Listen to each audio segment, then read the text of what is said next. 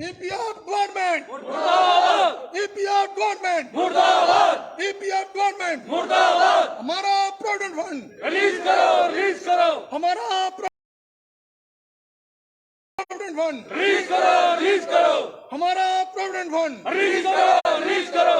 EPF government मुर्दाबाद, EPF government मुर्दाबाद, EPF government मुर्दाबाद। हमारा प्रोविडेंट फंड रिलीज करो, रिलीज करो, हमारा प्रोविडेंट फंड रिलीज करो, रिलीज करो। हम क्या चाहते हैं हम क्या चाहते हैं इंसाफ, हमारा प्रोविडेंट फंड रिलीज करो, रिलीज करो। EPF गवर्नमेंट मुर्दाबाद, EPF गवर्नमेंट मुर्दाबाद, EPF गवर्नमेंट मुर्दाबाद। इस समय हम जिला हेडक्वार्टर सांबा में मौजूद हैं और आप यहाँ देख रहे हैं कि निजी फैक्ट्री में काम करने वाले छोटे मुलाजिम आज अपने हक के लिए यहाँ पर आवाज उठा रहे हैं, यहाँ पर प्रदर्शन कर रहे हैं। आपको मैं बता दूं, ये जो प्रदर्शन किया जा रहा है, ये छोटे मुलाजिम बताया जा रहा है कि एक बर्जर पेंट नामक इंडस्ट्री है सांबा में, वहां पर काम करते हैं और इनका जो पीएफ का पैसा है वो इनको नहीं मिल पा रहा, जो इनकी मेहनत की जमा पूंजी है वो नहीं मिल पा रही। और इससे पहले भी हम ये प्रदर्शन आपको बता चुके हैं, प्रदर्शन ये पहले भी कर चुके हैं। और जो ठेकेदार है, जिस ठेकेदार के जरिए ये उस फैक्ट्री में काम कर रहे थे, बताया जा रहा है कि वो ठेकेदार इनके पीएफ का पैसा खाकर वहां से रफू चक्कर हो गया है, उसका कोई अता पता भी नहीं है। लेकिन दूसरी तरफ जिस फैक्ट्री में काम कर रहे हैं वो भी कहते हैं कि ट्रिब्यूनल कोर्ट में ये केस हमने लगा दिया है, अब केस का क्या रिजल्ट आता है वो तो बात की बात है, लेकिन अभी तक इनके जो हक का पैसा है इनको नहीं मिल पा रहा। और इसमें बड़ी हैरान करने वाली बात यह है कि जब हमने ये खबर दिखाई थी उसके बाद एसीबी ने यहां पर जिला के जो ईपीएफ ऑफिस में रेड किया था और कुछ रिकॉर्ड को खंगाला गया और कहीं ना कहीं भ्रष्टाचार की उसमें से बदबू आ रही थी। लेकिन अब देखना यह कि इसमें आगे क्या सच्चाई सामने आती है। लेकिन अब यहां जिला हेडक्वार्टर सांबा में ईपीएफ जो ऑफिस है वो बंद हो चुका है, उसे जम्मू में स्थानांतरित कर दिया गया है। लेकिन तमाम ये छोटे मुलाजिम हैं ये आज काफी मायूस हैं, क्योंकि कई ऐसे इसमें मुलाजिम है जो अपने बच्चों का खर्चा करने में काफी ज्यादा असमर्थ है, लेकिन पीएफ के ऊपर काफी ज्यादा निर्भर थे। कोई ऐसे इसमें मुलाजिम है जो अपने बच्चों की शादियां करने वाले हैं, वो पीएफ जो जमा पूंजी जिसके ऊपर कहीं ना कहीं छोटा मुलाजिम डिपेंड रहता है कि चलिए पीएफ का पैसा कहीं ना कहीं वो काम जरूर आता है। लेकिन एक बार फिर से इनकी बात सुनने वाला कोई नहीं है। जिला हेडक्वार्टर सांबा में यहाँ पर ये मुलाजिम मिलने आए हैं, इनके साथ जंगवीर जी पहुंचे हुए हैं। यहाँ एडीसी से भी बात की गई है, लेकिन अब आश्वासन क्या दिया गया है वो इन्हीं से जानने का प्रयास करते हैं। आपसे जानना चाहेंगे, इससे पहले भी हम 2 से 3 महीने पहले जब प्रदर्शन किया गया, ये मसला हल नहीं हो रहा, क्या गरीब की कोई सुनवाई नहीं है? क्या गरीब को इसका हक मिलना चाहिए? ये इसको लेकर कोई बात ऊपर तक नहीं उठाएगा? ऋषि जी धन्यवाद। हम आपके माध्यम से आज दोबारा जो गरीब लोगों के साथ शोषण हो रहा है उसकी आवाज हम दोबारा उठा रहे हैं। और जे एक बड़ा झुंड है इंडस्ट्री यूनिट बर्जर पेंट, वहां के जो एम्प्लॉइज हैं 200 एम्प्लॉय का जो 15-15 साल पुराना ईपीएफ है उसका घोटाला हुआ है। और मैं समझता हूं कि ये इंडस्ट्री को ओन करना चाहिए। तो जहां फिर सांबा का जो प्रशासन है हमारा, जिसके आगे हम बार बार गुहार लगा रहे हैं, और क्राइम केस भी एक रजिस्टर्ड हुआ है उसके कॉन्ट्रैक्टर के खिलाफ, इंडस्ट्री के खिलाफ भी हम बात कर रहे हैं, और इंडस्ट्री वाले ट्रिब्यूनल कोर्ट में चले गए हैं। लेकिन इन सब के बीच में पिस कौन रहा है?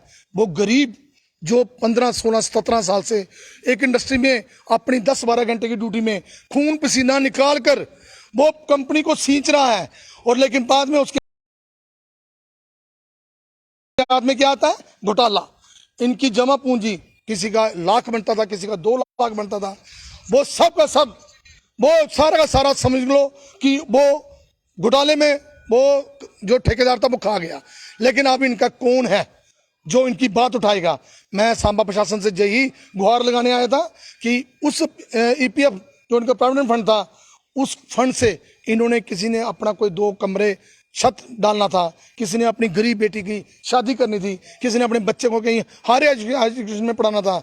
लेकिन मुझे लगता है कि जो अभी जो चल रहा है, जैसे कि आपके रिपोर्ट दिखाने से पहले एसीबी वालों ने रेड किया और पूरा रिकॉर्ड जब्त करके लगे, और विडंबना देखिए जहां पे ईपीएफ का दफ्तर ही बंद कर दिया गया है।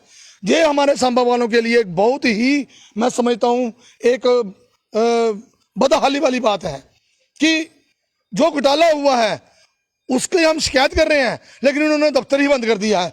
क्योंकि ये तो हजारों अब जो फैक्ट्री वर्कर हैं वो अब अपना ईपीएफ कहाँ से लेंगे, कहाँ वो जाएंगे ईपीएफ के ऑफिस में, जम्मू में जाएंगे।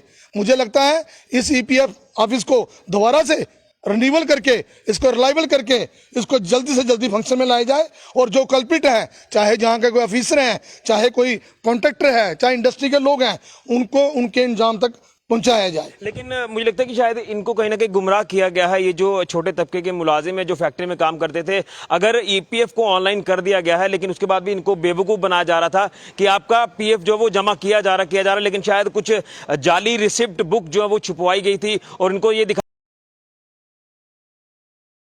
गया कि देखिए आपका पीएफ तो जमा हो रहा है, लेकिन जब यहां पर आते हैं ये लोग, तो यहां पर कोई ऐसा रिकॉर्ड ही नहीं था। बड़े हैरान करने वाली बात है ये। ऋषि जी, ये बहुत बड़ा स्कैम है, ये छोटा स्कैम नहीं है। मैं आपके माध्यम से बार बार कह रहा हूँ, ये हमारे पूरे जम्मू कश्मीर के जो 50,000 हमारे जो फैक्ट्री के लेबरर हैं, सबकी किस्मत जो है वो पानी में डूबी हुई है। सबका समझो मुझे सारा का सारा पैसा डूबा हुआ है, उन लोगों को भी बचाना चाहिए। मैं तो डिमांड करूंगा कि ये बहुत बड़ी इन्वेस्टिगेशन होनी चाहिए, कोई अच्छी जांच एजेंसी से, जिसकी कोई मान्यता हो, जिस पे पूरे लोगों का भरोसा हो। मैं तो रिकमेंड करूंगा कि सीबीआई की जांच होनी चाहिए, क्योंकि ईपीएफ का घोटाला ये जो वर्कर हैं ये खुद बता रहे हैं कि हम 14-15 से कहना इनके पीछे लगे हैं कि हमें हमारा ईपीएफ का रिकॉर्ड दो। लेकिन एसएसपी सांबा ने भी मेरे को जो ब्रीफ किया था, जो मेरे को उन्होंने बात बताई थी, उन्होंने कहा था कि इनकी सारी रजिस्टर ऑनलाइन जितनी भी इनकी एंट्री है वो सारी की सारी इंडस्ट्री में दर्ज की वहां पे रखी हुई हैं, लेकिन फिर भी घोटाला निकला। इसका मतलब सोचो कितना बड़ा रैकेट है, कितनी सोची समझी तरीके से ऑनलाइन में भी घोटाला कर गए हैं। और बाद में जब भंडा फोड़ने वाला था, जब पता लगने वाला था, तो वो करोड़ों रुपए लेकर वो कॉन्ट्रैक्टर ही भाग गया और आज तक उसको नहीं पकड़ा गया। हमारे लिए ये बड़ी इस वक्त में जब मोदी जी हर गरीब व्यक्ति को उसका इंसाफ, उसका घर का उसका इंसाफ दिलवा रहे हैं, उसकी जरूरतों को पूरा कर रहे हैं, लेकिन उसको मजबूत कर रहे हैं, लेकिन आज इनके साथ छल हुआ है। लेकिन मुझे लगता है कि आपको एलजी साहब तक भी जाना चाहिए। अगर इनको इनका हक मिलना चाहिए तो शायद आखिरी दरवाजा जो वो एलजी साहब का है। आपका कहना बिल्कुल सही है। मैंने पहले ही सांबा प्रशासन से हमने 2 बार मिल लिया है। हम इनका रुख देखते हुए हम चाहेंगे कि सांबा प्रशासन इस मसले में आगे कहां तक अप्रोच करते हैं, फिर हम भी एलजी साहब को अप्रोच करेंगे। हम चाहेंगे कि इस केस को हम आगे किसी और अथॉरिटी में इसको शिफ्ट करके लेके जाएंगे, लेकिन हम चुप रहने वाले में से नहीं है। अगर कहीं इनको धमकाया गया या इनको डराया गया तो मुझे लगता है कि ये हम इसको और इंटेंसिफाई करेंगे, हम सड़कों पे भी आएंगे, लेकिन इनको इंसाफ दिला के रहेंगे। मुझे लगता है सांबा का पूरा समाज हमारे साथ है और सब लोग यही चाहते हैं कि जो सांबा के लोग जो कार्य कर रहे हैं इधर इंडस्ट्री में, उनको पूरा हक दिया जाए। मैं तो कहता हूं कि उनको जो एम्प्लॉयमेंट है वो भी जनरेट करनी चाहिए और इनका जो ईपीएफ गया हुआ है इनका भी दिलवाना चाहिए, और जो बाकी लोग हैं उनका भी सबका सब, दूध का दूध और पानी का पानी, बिल्कुल साफ सुथरा हिसाब होना चाहिए। बिल्कुल, कुछ ऐसे एम्प्लॉयज इसमें जो अभी शायद काम छोड़ने वाले हैं, लेकिन वो जब से काम कर रहे थे उनका जो पीएफ का पैसा इकट्ठा हुआ है वो नहीं मिल पाया है। मैं कुछ एम्प्लॉयज हैं, मैं उनसे भी बात करूंगा। आप यहाँ पर आए हैं, क्या नाम है आपका? मेरा नाम सुखदेव। चाचू कितनी उम्र हुई थोड़ी? 50 साल हो गए। 50 साल उम्र हुई। पैसा कदूदा नहीं मिला था पीएफ का? 10 साल के बाद नहीं मिल रहा। 10 साल हुई है तक पैसा मिले ही नहीं। नहीं मिला। कितनी दिक्कत आती घर चलाने च? बहुत दिक्कत आ रही है, परेशान हो रहे हैं। कितने बच्चे थोड़े? 3 बच्चे। बड्डे ने या ब्याह कितने तक उसा बच्चे का? एक लड़की का ब्याह शादी की है। शादी की है, बाकी वाले भी करनी है? करनी है। पैसा नहीं मिला था? पैसा नहीं मिल रहा है। ये अब मैं आपको इनकी जुबानी सुना रहा हूँ कि कितनी दिक्कतें इनको, परेशानियां झेलनी पड़ रही हैं। कुछ और लोग हैं। क्या नाम है आपका? सर किशोर कुमार। क्या कहना चाहते हैं? लगातार पहले भी दरबदर थे, आज भी दरबदर हो रहे हैं, कोई आपको मिल नहीं पा रहा? सर दरबदर हो रहे हैं, कुछ कोई सुनाई नहीं हो रही है। कहीं भी जा रहे हैं डेट पे डेट दी जा रही है, काम कुछ नहीं कर रहे हैं। अच्छा। तो अभी हम यही चाहते हैं कि हमारे पैसा हमें वापस दिलाया जाए और जो चोर हैं उनको पकड़ा जाए। क्या आज एडीसी से भी मिले हैं आप? क्या कहा गया उनकी तरफ से? उन्होंने टाइम दिया। बिल्कुल वक्त दिया है, लेकिन अब देखना यह है कि इनकी कब सुनवाई होती है, क्योंकि सुनवाई के लिए ही ये लगातार यहाँ डिस्ट्रिक्ट हेडक्वार्टर में पहुंच रहे हैं। कोई इनका मसला हल नहीं हो पा रहा और ईपीएफ का ये बहुत बड़ा स्कैम हुआ है जो साफ तौर पर इनकी तरफ से भी बताया जा रहा है। कुछ युवा है मेरे साथ जिनका भी फ्यूचर है आगे, लेकिन शायद यहाँ पीएफ के चक्कर में इनका फ्यूचर डार्क होता हुआ नजर आ रहा है। क्या नाम है आपका? सर मेरा नाम जीवा कृष्ण है। पूरी बात बताइए, कब से आपका पीएफ जो वो लेने वाला है और क्यों, क्या ये पूरा मसला है बीच का? सर मैं 2009 में बर्जर पेंट में लगा था एजेड कॉन्ट्रैक्टर के जरिए। अच्छा। तो सर मेरा पीएफ हर साल कटता था, तो हमें सर 2012-13 में पता चला कि वो हमारे पीएफ में कुछ धांधलबाजी कर रहा है। तो हमने यहाँ पे आए, कंफर्म किया, तो वहाँ पे देखा तो यहाँ पे हमारा पीएफ का कोई रिकॉर्ड नहीं था। 2013 में हमने सर जो हमारी हाई मैनेजमेंट है वहाँ पे बैठी हुई है, एचआर साहब और जीएम साहब, सर हमने इनको बताया। उन्होंने बोला कोई बात नहीं, हम आपके कॉन्ट्रैक्टर को बुलाते हैं और उनसे आपकी बात करवाते हैं। तो सर उन्होंने करवाई। उसके बाद उन्होंने फिर हमें यहाँ पे भेजा, बोलने की कोई बात नहीं, आप 2 महीने का टाइम लो, हम आपका करवा देंगे। करते करते के साथ 3-4 साल वो ऐसे निकाल दिए।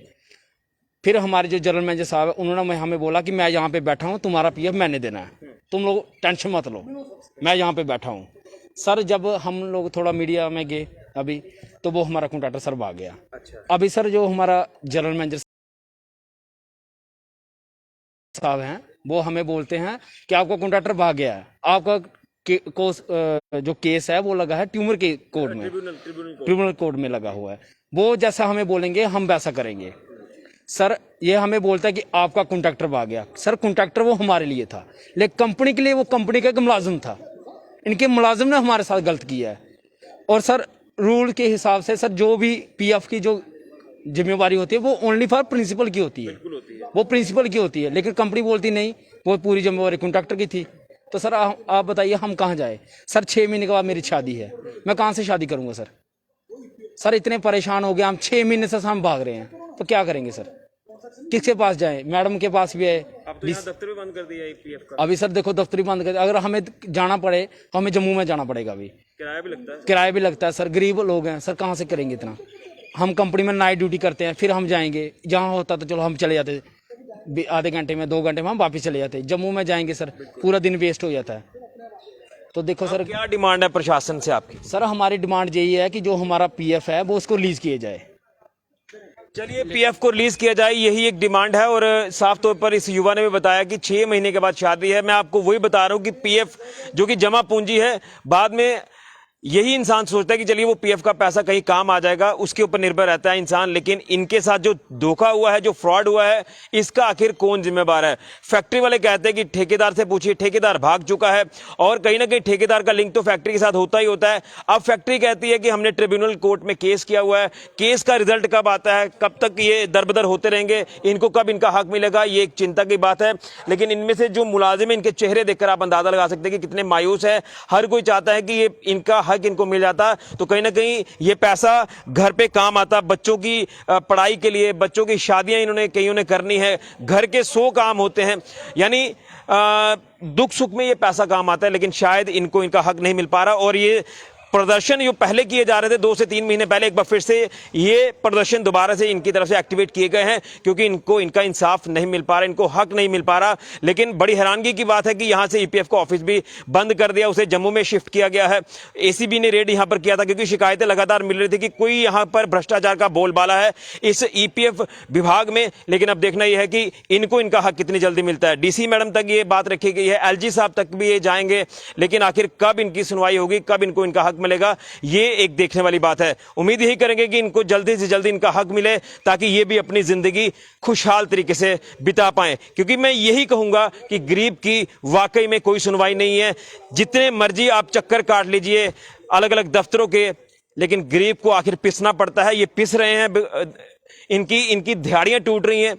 अगर जम्मू जाना हो, किराया चाहिए। आजकल किराया कितना है जम्मू तक का, ये भी आपको सबको पता ही है। तो ये काफी मुश्किलों में इस समय घिरे हुए हैं। उम्मीद यही करेंगे को इनका इंसाफ जल्द मिलना चाहिए, ताकि ये अपनी जिंदगी खुशहाल तरीके से व्यतीत कर पाएं। फिलहाल के लिए कैमरामैन राहुल के साथ ऋषि खजूरिया, जेके मीडिया के लिए।